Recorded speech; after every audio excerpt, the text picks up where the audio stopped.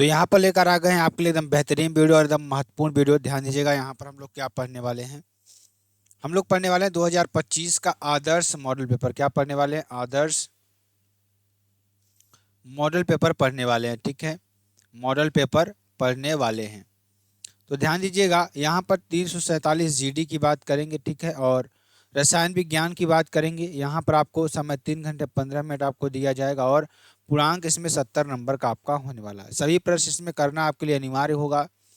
प्रत्येक प्रश्न के निर्धारित अंक उसके समक्ष दिए गए हैं और गणनात्मक प्रश्नों में गणना के समस्त पद आपको देना है। प्रश्नों के प्रासंगिक उत्तर भी आपको लिखना है और जहां आवश्यक होना रासायनिक समीकरण आपको देना है। ठीक है ना। चलिए क्वेश्चन देखेंगे। पहला क्वेश्चन, अब इसमें जो क्वेश्चन दिया है, शुद्ध मोलरता क्या है? ध्यान दीजिएगा, शुद्ध जल की मोलरता कितनी होती है आपको बताना है। तो कितनी होती है? 55.56 मोल आपकी होती है, 55.56 मोल। किसी भी इलेक्ट्रोड का इलेक्ट्रोड विभव निर्भर करता है, किस पर निर्भर करता है आपको ये बताना है। तो उपरोक्त मतलब धातु की प्रकृति पर भी निर्भर करता है, विलयन के ताप पर भी निर्भर करता है, विलयन की मोलरता पर भी निर्भर करता है और उपरोक्त सभी आपका हो जाएगा। ठीक है ना, सभी पर निर्भर करता है।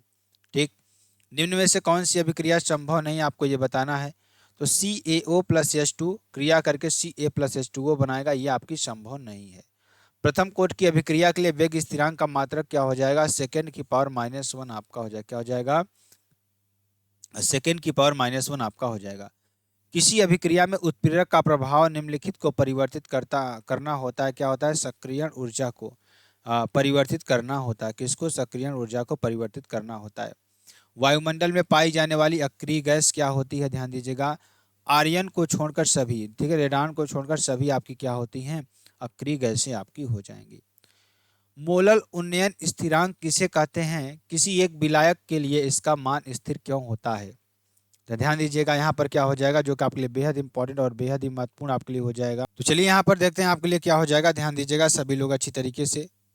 तो मोलल उन्नयन स्थिरांक किसे कहते हैं? किसी एक विलायक के लिए इसका मान स्थिर क्यों होता है? तो किसी विलायक का मोलल उन्नयन स्थिरांक क्वथनांक में हुई उस वृद्धि के बराबर होता है जो विलेय पदार्थ के एक मोल को विलायक के 1000 ग्राम में घोलने पर उत्पन्न होती है।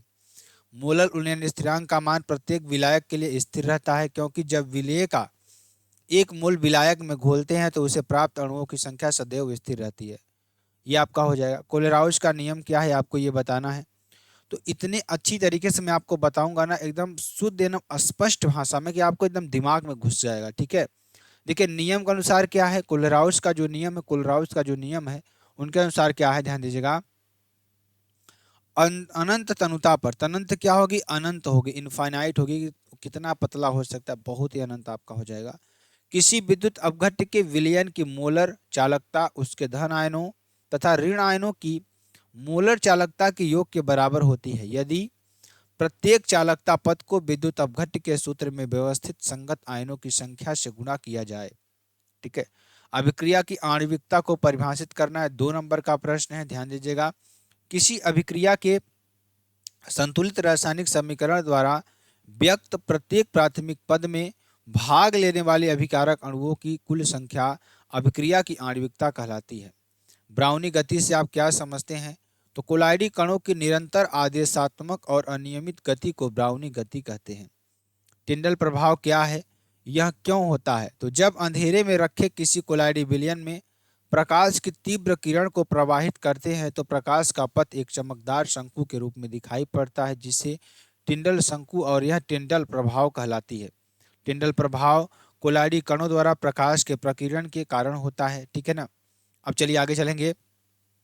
उत्कृष्ट गैस क्या होती है? किन्हीं 2 उत्कृष्ट गैसों के नाम लिखिए, अथवा अक्रिय गैसों के नाम आपको लिखना। आवर्त सारणी में शून्य वर्ग के तत्वों को उत्कृष्ट गैस कहते हैं, क्योंकि ये तत्व रासायनिक रूप से अक्रिय होते हैं। हीलियम, आर्गन, नियान, रेडान, क्रिप्टॉन तथा जीनान उत्कृष्ट गैसें आपकी हो जाएंगी।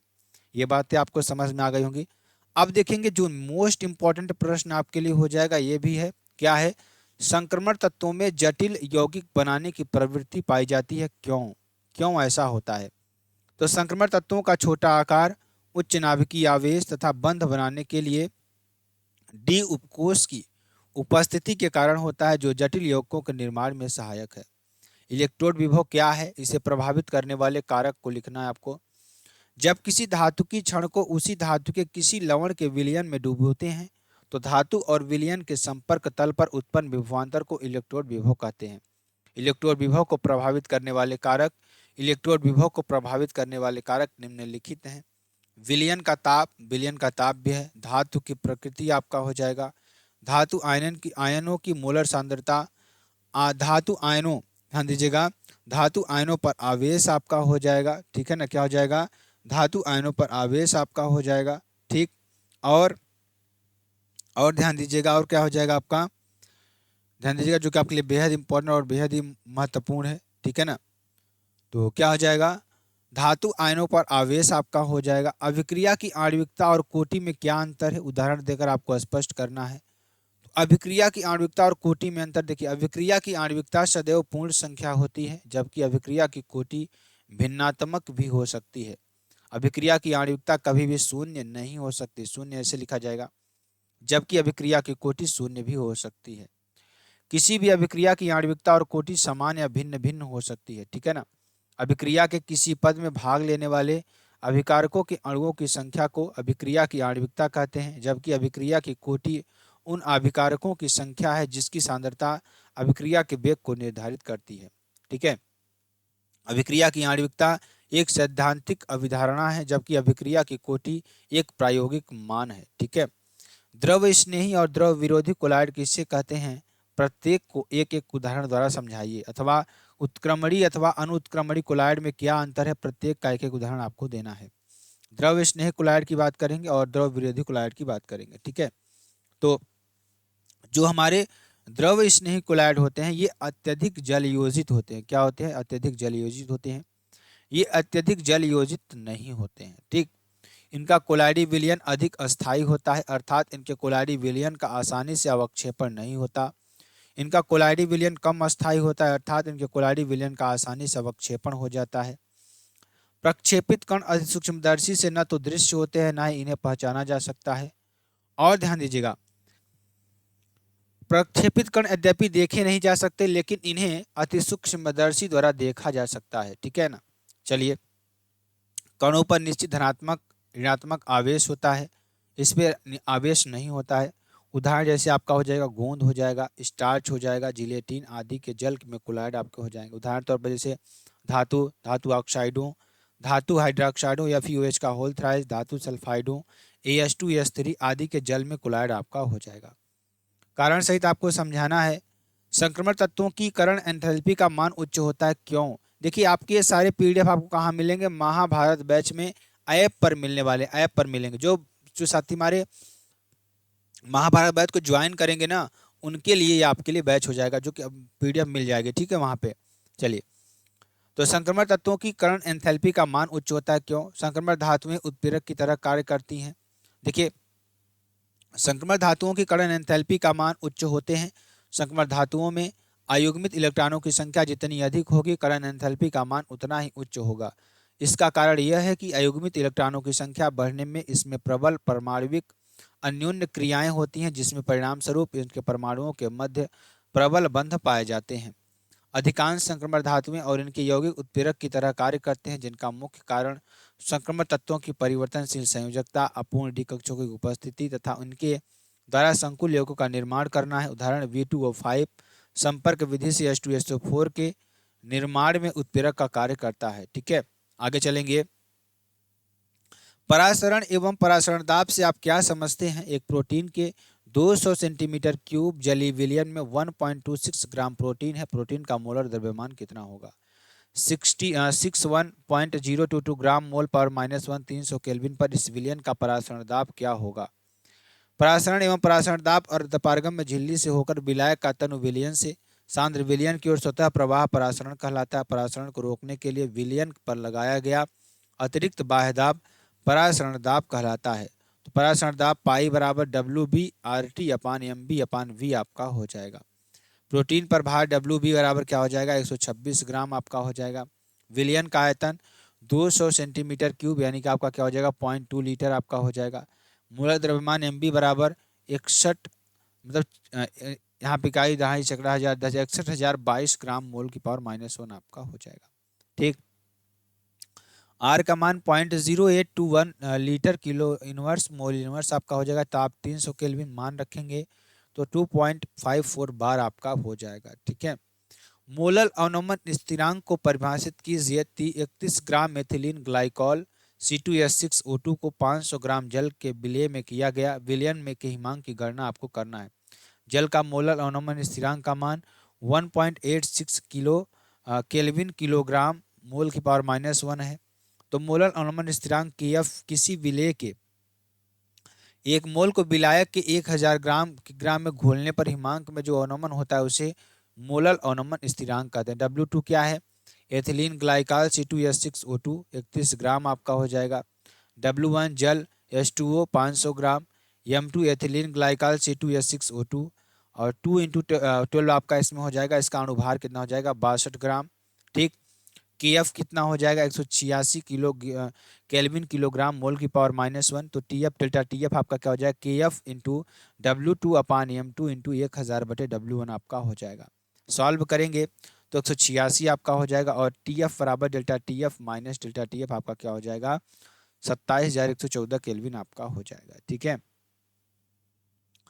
मोलर चालकता को समझाना है। 0.02 mole litre inverse kilo KCl के विलयन से भरे सेल का प्रतिरोध 480 ओम है। विलयन की मोलर चालकता परिकलित कीजिए। सेल स्थिरांक बराबर 129 सेंटीमीटर की पावर -1 आपका हो जाएगा। मोलर चालकता लैम्डा m किसी विलयन के एक निश्चित आयतन उपस्थित विद्युत अपघट्य के एक मोल द्वारा उपलब्ध कराए गए आयनों चालकता मोलर चालकता लैम्डा m कहलाती है। मोलर चालकता लैम्डा m तथा विशिष्ट चालकता K में संबंध आपका क्या हो जाएगा? लैम्डा m बराबर कप्पा इंटू 1000/C यानी K इंटू 1000/m आपका हो जाएगा।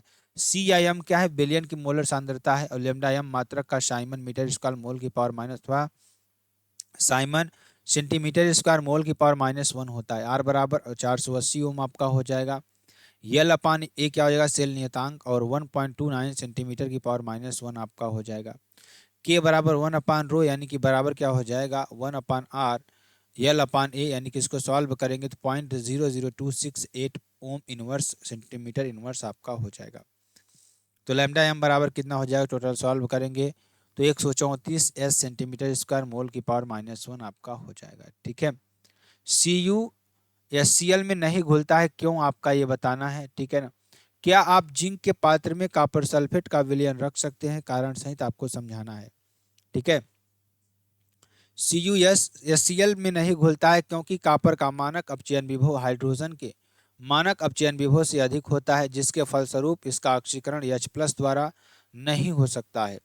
जिंक के पात्र में कॉपर सल्फेट का विलयन नहीं रखा जा सकता है क्योंकि विद्युत रासायनिक श्रेणी में कॉपर जिंक से नीचे रखा गया है। पात्र का जिंक अधिक सक्रिय होने के कारण कॉपर सल्फेट में कॉपर आयनों के Cu2+ को कॉपर में अपचयित कर देगा। तो CuSO4 प्लस Zn बराबर क्या हो जाएगा? Cu की पावर 2+ और ZnSO4 आपका, अथवा निम्नलिखित IUPAC नाम लिखिए। तो PtNH3 का होल 6 की पावर 4+ K2NiCN का होल 4 आपका हो जाएगा। तो पहला का नाम देखिए क्या हो जाएगा? Hexa amine platinum 4th ion आपका हो जाएगा। ठीक है, पोटेशियम, इसका नाम क्या हो जाएगा? K2NiCN का होल 4 पोटेशियम टेट्रासाइनाइडो न्यूक्लिएट 2nd आपका हो जाएगा।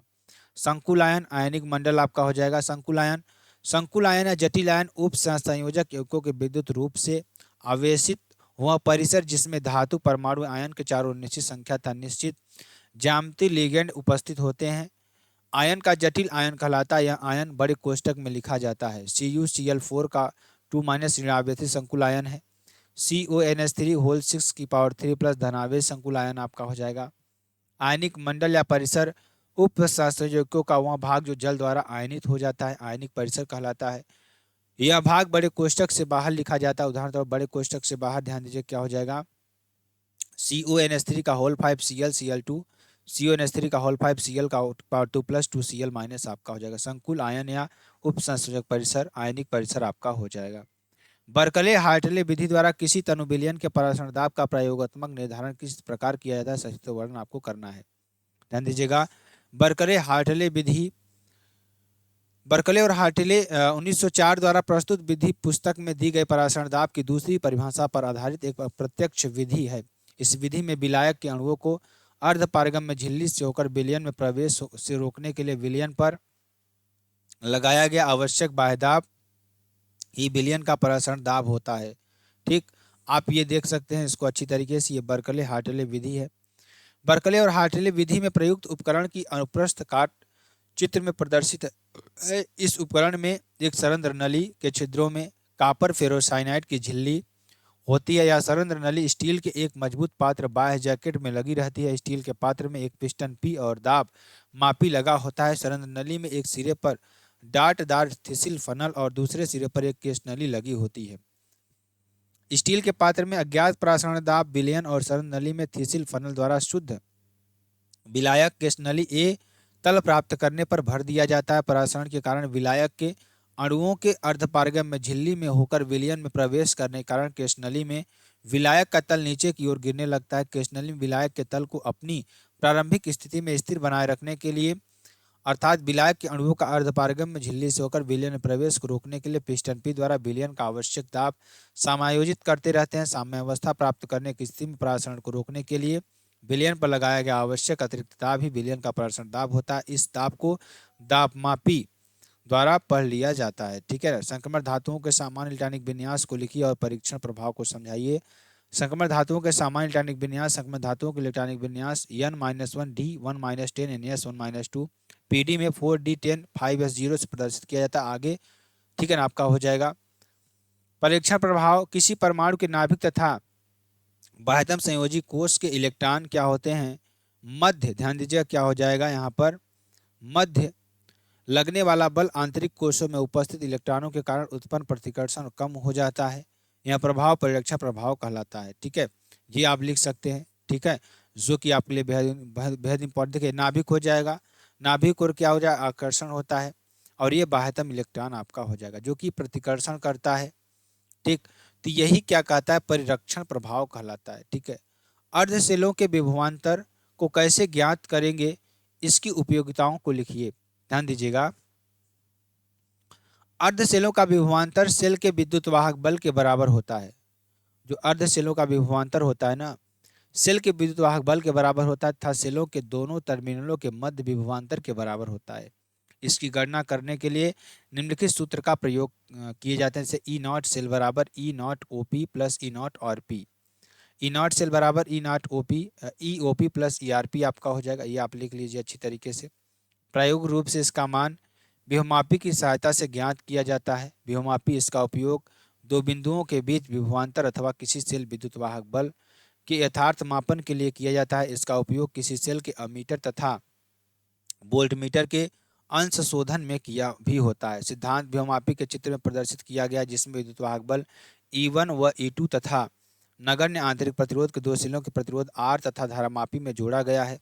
E1 is greater than E2 हो तो परिपथ में धारा I बराबर E1 माइनस E2 अपान R वामावर्त हो जाएगा। धारामापी में दिशा में विक्षेप होगा। ठीक है, और ध्यान दीजिएगा E1 is greater than E2, E2 is greater than E1 हो तो परिपथ में धारा I बराबर E2 माइनस E1 अपान R हो जाएगा। दक्षिणावर्त में धारामापी में विपरीत दिशा में विक्षेप E1 बराबर E2 हो तो I बराबर 0 आपका हो जाएगा। ठीक, धारामापी में विक्षेप शून्य होगा। अतः यदि विद्युत वाहक बल परिवर्तित हो तो इसे बदलकर ऐसी स्थिति में लाया जा सकता है जिससे धारामापी में विक्षेप शून्य हो। इस स्थिति में दोनों विद्युत वाहक बल समान होंगे। यह विभवमापी का सिद्धांत आपका हो जाएगा। ठीक, ये आपका हो जाएगा। कार्यकारी परिपथ आपका हो जाएगा। AC के सिरों का विभवांतर V तथा लंबाई L हो तो विभव प्रवणता K बराबर V/L आपका हो जाएगा।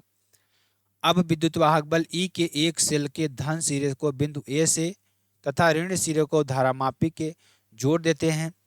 धारामापी के दूसरे सिरे को सर्पी कुंजी से जोड़कर कुंजी की नोक को तार AC पर खिसकाते हुए ऐसा बिंदु P प्राप्त करते हैं। जब धारामापी में विक्षेप शून्य हो तब इस परिपथ को द्वितीयक परिपथ कहते हैं। दोनों चित्रों की तुलना करने से यह स्पष्ट है कि धारामापी में शून्य विक्षेप की स्थिति में सेल विद्युत वाहक बल E तार पर बिंदु A व P के बीच विभवांतर के बराबर होगा, अर्थात E बराबर VP आपका हो जाएगा। ठीक है, शून्य विक्षेप की स्थिति में आपका क्या हो जाएगा, ध्यान दीजिएगा, जो कि आपके लिए बेहद, चलिए ध्यान दीजिएगा, आपके लिए क्या हो जाएगा। देखिए ये क्या हो जाएगा यहाँ पर शून्य विक्षेप की स्थिति में एपी की लंबाई यल हो तो वी एपी बराबर के एल आपका हो जाएगा। ई बराबर वी एपी अपान बराबर के एल। संयोजकता बंध सिद्धांत बीबीटी की सीमाएं क्या? यद्यपि संयोजकता बंध सिद्धांत विभिन्न संकुल यौगिकों को बनाने, इसकी संरचना तथा चुंबकीय गुणों की व्याख्या करने में सफल रहा, परंतु फिर भी इसे कुछ कमियां हैं। उदाहरण तौर पर जैसे युग्मित इलेक्ट्रॉनों के बीच बल, संकर यौगिकों के स्थायित्व एवं इनका रंग इत्यादि। व्याख्या इस सिद्धांत से नहीं की जा सकती। इसकी मुख्य सीमाएं निम्नलिखित है। इस सिद्धांत में बहुत सी परिकल्पनाएं हैं जो त्रुटिपूर्ण है। पदार्थ के चुंबकीय गुणों के विषय में पर्याप्त जानकारी नहीं है। ये सामान्यतः अनुचुंबकीय या प्रतिचुंबकीय ही कहे जाते हैं। संकुल यौगिकों में स्पेक्ट्रमी गुणों की व्याख्या संयोजी बंध सिद्धांत के आधार पर नहीं की जा सकती। संकुल यौगिकों के ऊष्मागतिकी एवं गतिक स्थायित्व का मात्रात्मक निर्धारण नहीं किया जा सकता है। ठीक है। इस सिद्धांत के अनुसार अंतः एवं बाह्य कक्षक संकर यौगिकों के विषय में कोई व्याख्या नहीं करती, जैसे CONH3 का होल 6 की पावर 3 प्लस अंतः कक्षक संकर तथा COF6 की पावर 3 माइनस बाह्य कक्षक संकर क्यों है? कुछ यौगिक सक्रिय हैं जबकि कुछ संकर यौगिक अक्रिय हैं। क्यों? इस सिद्धांत में इस विषय में जानकारी प्राप्त नहीं होती। दुर्बल एवं प्रबल लिगेंड के मध्य अंतर नहीं किया जा सकता है। यह सिद्धांत ताप के साथ साथ चुंबकीय आघूर्ण में परिवर्तन की व्याख्या नहीं करता। यह संकुल यौगिकों में रंग की व्याख्या नहीं करता। ठीक है। तो ये आपका फुल मॉडल पेपर सोल्यूशन हो जाएगा। फुल मॉडल पेपर आपका क्या हो जाएगा? सोल्यूशन हो जाएगा। अतः आपको वीडियो पसंद आती है, आप चैनल को लाइक कर सकते हैं, क्या कर सकते हैं, लाइक कर सकते हैं, शेयर कर सकते हैं, कमेंट कर सकते हैं। और ध्यान दीजिएगा, वीडियो में आपको जिस भी वीडियो चाहिए जिसकी आप तुरंत कमेंट कर दीजिएगा, आपको उस सब्जेक्ट की वीडियो मिल जाएगी। फिर मिलते हैं नेक्स्ट वीडियो नए टॉपिक के साथ। तब तक के लिए जय हिंद, जय भारत।